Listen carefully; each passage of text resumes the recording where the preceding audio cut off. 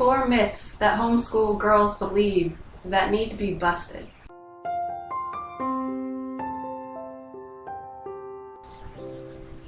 Elizabeth Elliot was telling of a time where she spoke in a church for a singles ministry. And she said there were 2,000 singles in this church. And she said if she could have it her way, she would have lined up all the boys on one side and all of the girls on the other and just gone, okay, you go with her and you go with her and you go with her. And she said she just wanted to slap the boys upside the head and say, look, this is what you're missing. Put aside your childish ways and take the next step of life. But the fact is, a lot of people are self-centered and they are focused on what they can get out of life, and they honestly just don't want that responsibility. And in the meantime, you have 1,000 girls lined up who, if they are honest, have a problem with this, and they struggle daily with bitterness of, I thought that I was going to get married and I'm a good Christian girl and I've done it the right way. How come there is nobody around here to marry me? And how come Mr. Right hasn't found me? The first lie is that Mr. Right is going to find me and I'll be married soon. At least I hope. A good friend recently told me when she was in high school, she was reading good Christian books. They were romance books, not trashy, not erotica. She was just reading books that kept that keeper of home mentality in her heart, and she dreamed that someday her prince would come, and yet she found herself 10 years out of high school and Mr. Right was nowhere to be seen. And so you do need to recognize that if you're waiting around for Mr. Right to find you, he's probably not going to. And I'll talk about that a little bit later. So, because there are answers to all of these problems that come up in our life. But right now, let's go to myth number 2. When I get out into the workforce, I am going to be that witness for the Lord, and my friends are going to start coming to church with me. When actually the truth is that it takes a long time to develop a relationship with the people with whom you work, your co-workers, enough to even invite them to church. Not to mention the fact that they might already have their church. If it's a guy that you're inviting, he might think that you're flirting with him and have other intentions. The truth is that being a light in the workplace takes time, and it really is a matter of your character. This is the one place where lifestyle evangelism really shines more than the rest, because they see your day-to-day life. And are you complaining about your boss? Are you grumbling about the workload? And are you taking that extra effort to do more than what's required of you?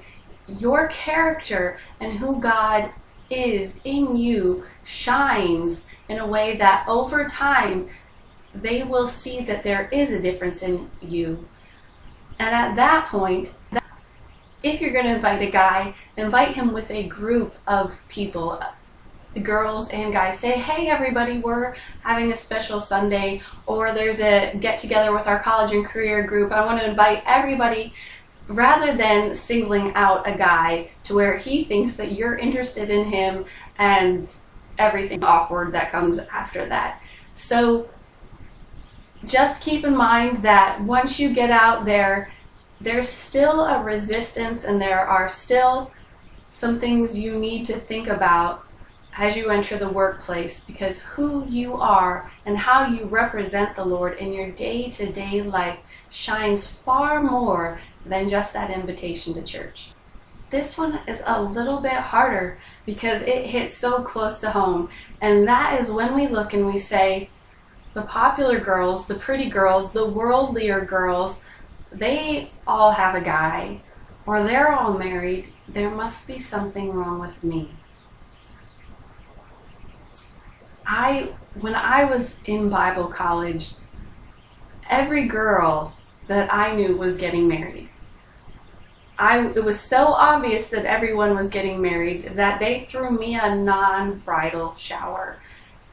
And it was very sweet of them. But it just seems like when you are feeling alone, everybody else seems to have a someone except for you.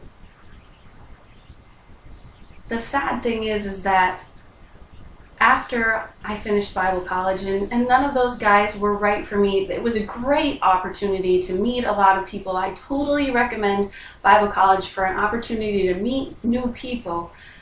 But what happened is that so many of those girls were so longing to get married that they married right out of Bible college, and within 5 years, probably 50% of them had gotten divorced. What you don't have right now is the benefit of looking at the lives of those popular, those pretty, those, you fill in the blank.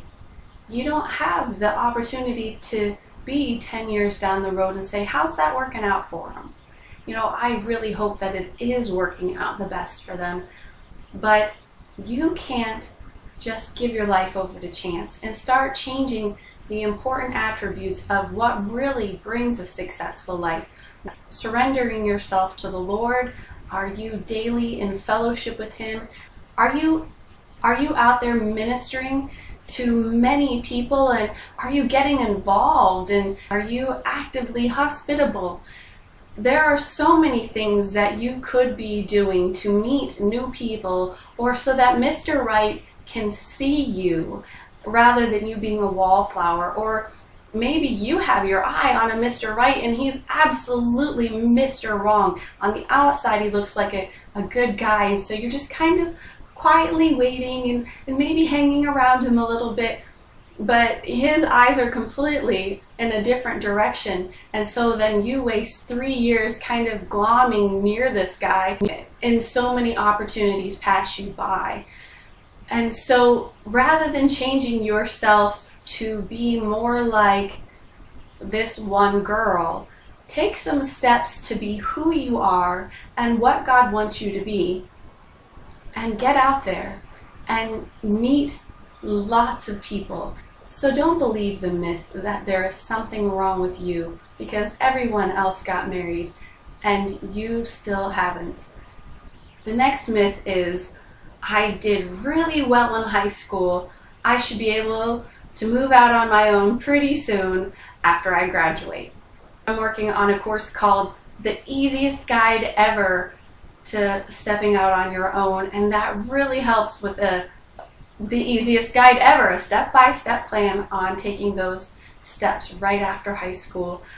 This is an area I'm passionate about, and I so want to help you girls with, but don't get caught up in the myth that grades equal success, because that is the farthest thing from the truth. The truth is that those years after you graduate high school have so much more to do with your character and being prepared mentally and having a plan and goals in place than it does with your grades. I would never say that I was successful in the element of high school. I got A's and B's in college because it was something that I loved, biblical counseling, but that had nothing to do with my job.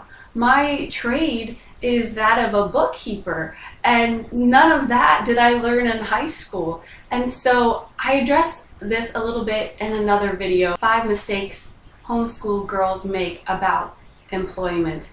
And so you definitely should go watch that video if you don't already have a plan of attack on how am I actually going to provide for myself when I'm trying to go out on my own. If you haven't subscribed yet, please do so.